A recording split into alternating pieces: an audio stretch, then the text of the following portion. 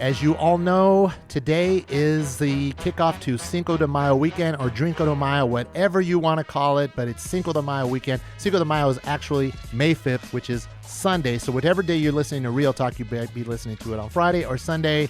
It's Cinco de Mayo weekend. We all have our thoughts of how to celebrate. You're going to celebrate it more traditionally, or we're going to celebrate it like most Americans do, with a lot of beer and tequila and burritos and wearing sombreros and being very culturally inappropriate.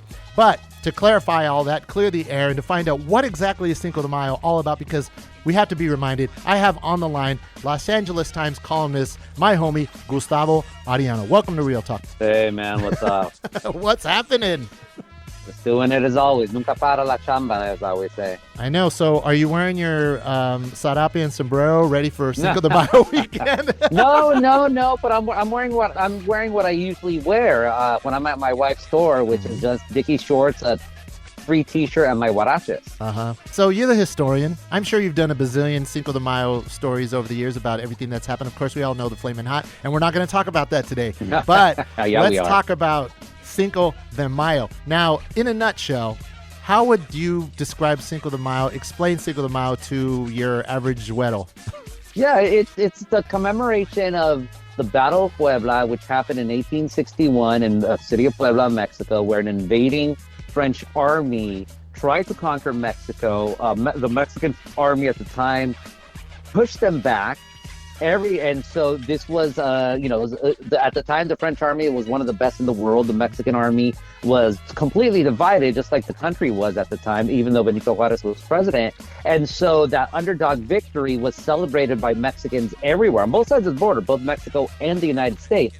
Eventually, just because of the politics of Mexico, among the people fighting that day was Porfirio Diaz, who of course ends up becoming Mexico's dictator for 30-some years. After the Mexican Revolution, Cinco de Mayo doesn't really get celebrated in Mexico because it was associated with Diaz, although it was celebrated in Puebla for the obvious reasons. But in the United States, Cinco de Mayo becomes a Mexican-American celebration to a community that was looking for any reason to celebrate their Mexicanidad. So you have Mexican Independence Day in the fall, and you have Cinco de Mayo really close to the beginning of summer. And so obviously, those are just the historical facts of the early days of Cinco de Mayo.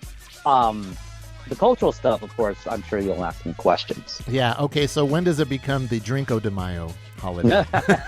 Drinko de Mayo, Cinco de Drinko, Cinco de Mayo, Gringo de Mayo, all sorts of nicknames. When did that happen? In earnest, it starts in the 1980s, the decade of the Hispanic, when you have all these cliches in the American media about the Hispanic, the sleeping giant, the rise, and I'm using that word specifically because that's what the American media called us at the time. Hispanics. You have people like Henry Cisneros becoming the mayor of San Antonio, Fernando, he was mayor of Denver, but you have Latino mayors, Mexican American mayors becoming mayors of big U.S. cities. So Hispanics all of a sudden become popular.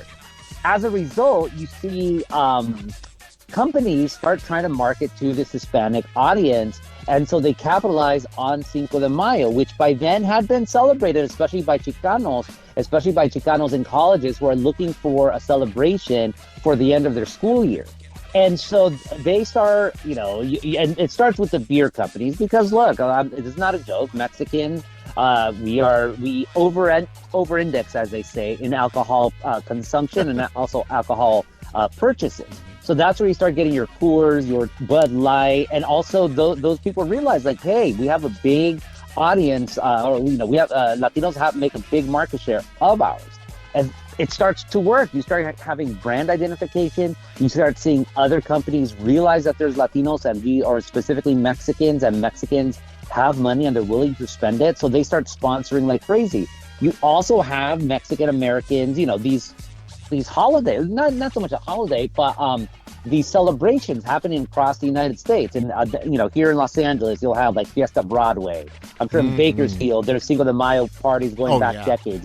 In Anaheim, where I was born and raised, in La Palma Park. They've had a Cinco de Mayo celebration there now, gosh, going almost 50 years. So this is not, so on one hand, we could blame American companies for making it mainstream, but no, Mexicans have been celebrating Cinco de Mayo for decades because at its heart, it still represents something to be proud of for Mexico, which is underdog defeat. And that's always how Mexicans think of themselves as underdogs against the rest of the world. And we still feel like that today, don't we? Oh, yeah. It'll never end. It's a good thing and it's a bad thing, you know? Like, I think it's good to have a chip on your shoulder, but it's not good when that chip on your shoulder blinds you to everything else. Oh, exactly.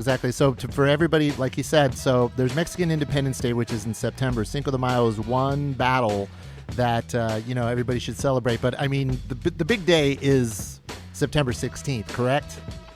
Yeah, that's Mexican Independence Day. So one of the misconceptions of Cinco de Mayo, and this is more, people who are not from Mexico, they think, it's Mexican Independence Day because there's such a fuss about it. No, Mexican Independence Day is September 16th. That's another party.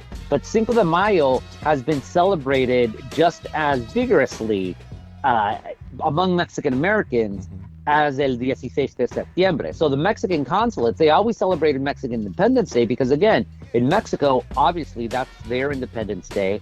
Cinco de Mayo, they never really promoted until very recently. Once they realized, like, hey, Mexican Americans and other people, they like to, or they want to celebrate Cinco de Mayo. There's nothing shameful about it. We might as well capitalize on that trend as well. Yeah, and I think it gives everybody an opportunity. All the food trucks, all the food vendors, the Mexican food vendors out there, go out there and make that money.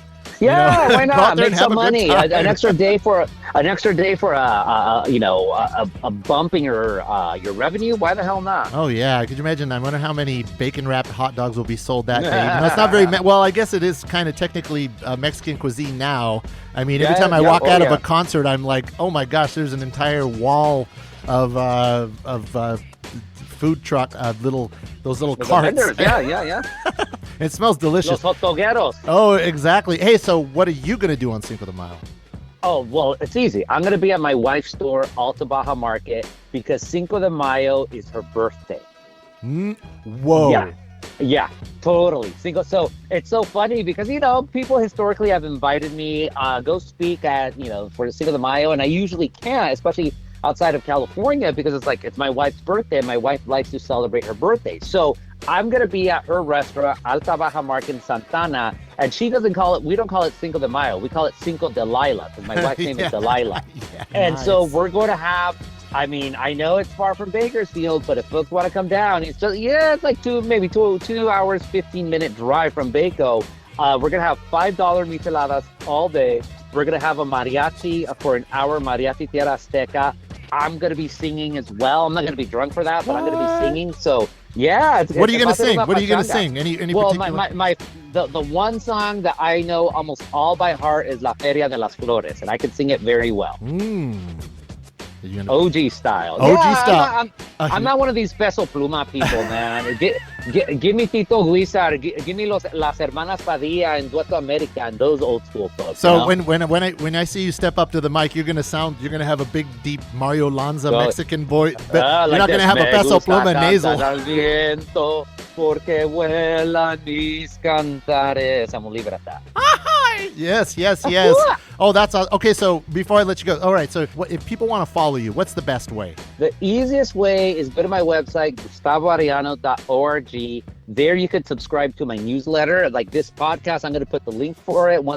This broadcast is good. I'm going to put the link to it once it's up. And I just send out my newsletter every Saturday morning. It's a collection of all the stories I've done the previous week. It's completely free. That's the best way to follow me. Obviously, I'm still writing for the LA Times, still doing my column. I gotta hit up the Valley sometime this summer and just start doing more crazy stories like I did a couple of years ago. Yes, absolutely. So once again, I want to thank my brother, one of the best journalists out there doing his thing from the Los Angeles Times, columnist, artist, singer, husband, cook, critic. Not a cook. What? No way. Wait. I don't think I've ever asked you about that. So you don't cook? No. I grew up with the best chef in the world, my mom, and my wife is the second best chef in the world. And then she has a restaurant. And then on top of that, I was a food critic. There was never, ever a reason for me to learn how to cook.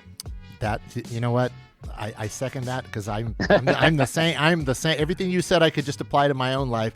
All right. Yeah. All right. Gustavo, tell your wife happy birthday. Feliz cumple. And everybody out there, have a happy Cinco de Mayo. And like Gustavo said, just go out there and do your thing. Go support your vendor, your local Mexican vendor. Have a good time. All right. Thank you, Gustavo. Gracias as always.